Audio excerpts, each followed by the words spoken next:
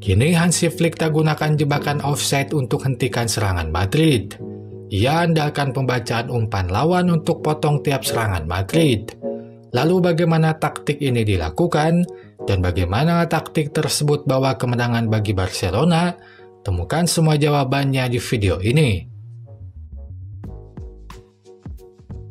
Flick tetap gunakan formasi 4-2-3-1 dengan sejumlah perubahan pemain.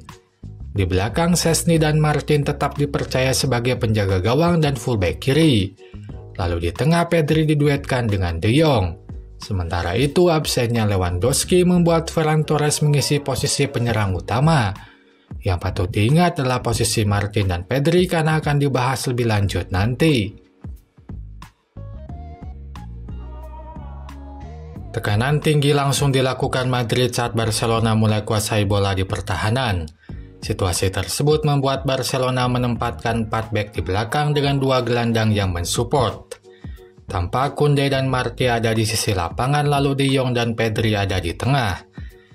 Dalam pola ini, bola banyak dialirkan lewat sisi lapangan. Misalnya saat bola diumpankan ke Martin. Setelah itu, Martin punya 2 pilihan. Langsung mengumpankan bola ke Rafinha atau menahannya dulu baru kemudian umpankan bola ke De Jong.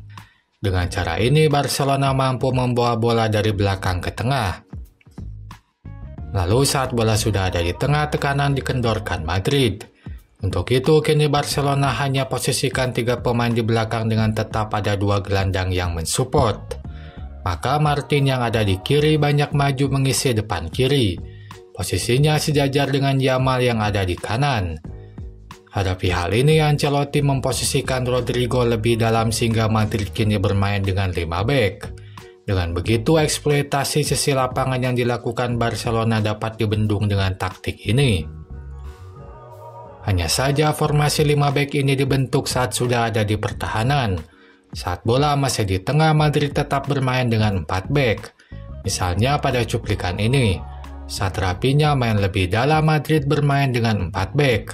Maka saat Rafinha mampu umpankan bola ke Torres, lalu Torres umpankan bola ke kiri Martin tanpa pengawalan dan mampu menerima bola. Itu terjadi karena Rodrigo main lebih dalam sehingga Martin tanpa pengawalan. Lalu saat bola sudah di pertahanan, Barcelona kembali coba eksploitasi lebar lapangan dengan posisikan 5 pemain di depan. Martin dan Olmo melengkapi 3 pemain depan sehingga ada 5 pemain di pertahanan Madrid. Yang patut dicermati di sini, Pedri dan De Jong yang konsisten ada di tengah berperan sebagai pengalir bola dari tengah ke depan. Hanya saja dengan disiplinnya Madrid dalam membentuk formasi 5 bek, Pedri pun kadang maju ke lini depan. Misalnya pada cuplikan ini, saat ia ada di garis depan serangan Barcelona menjadi 1 dari 5 pemain yang ada di depan. Hal tersebut pun tampak di gol pertama saat serangan balik dilakukan. Madrid sebenarnya sudah membentuk kerapatan di pertahanan dengan 5 bek, sementara Barcelona hanya memiliki 4 pemain di depan. Disinilah momentum bagi Pedri untuk maju dan jadi pemain kelima. Ia lari dari tengah ke depan tanpa penjagaan. Yamal pun umpankan bola padanya dan tendangan Pedri tak mampu dibendung Courtois. Gol pertama Barcelona tercipta. Tekanan tinggi langsung dilakukan Barcelona saat Madrid mulai kuasai bola. Fullback Martin tampak jauh meninggalkan posisinya untuk menekan pemain Madrid. Kondisi ini membuat Madrid kerepotan dalam alirkan bola dari belakang ke tengah.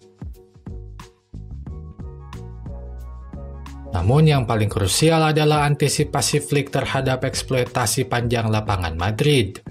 Madrid mencoba memaksimalkan kecepatan Vini dan Rodrigo dengan banyak lakukan umpan terobosan dari tengah lapangan. Flick mampu hentikan pola Ancelotti ini bukan dengan jebakan offside seperti di pertemuan sebelumnya, tapi dengan pembacaan umpan yang tepat. Misalnya saat Ceballos hendak umpankan bola ke Vini. Bek Madrid tidak lakukan jebakan offside, justru ikut mundur mengikuti pergerakan Vini. Tapi sambil mundur mereka lakukan pembacaan pada umpan yang akan dilakukan Ceballos. Maka saat Ceballos lakukan umpan, Cubarsí mampu membacanya dan lakukan potongan bola. Hal ini juga tampak di gol pertama. Dalam proses gol tersebut, Madrid sedang melakukan serangan. Saat Bellingham kuasai bola, Vini responsif lari ke depan. Bek Barcelona pun merespon dengan ikut lari ke belakang sambil membaca umpan yang akan dilakukan Bellingham. Maka saat umpan dilakukan, Cubarsí mampu memotongnya. Lalu bola diambil Pedri. Dari tengah lapangan ini, Pedri memulai serangan balik yang jadi gol pertama Barcelona. Hal yang sama pun terjadi pada gol ketiga Barcelona.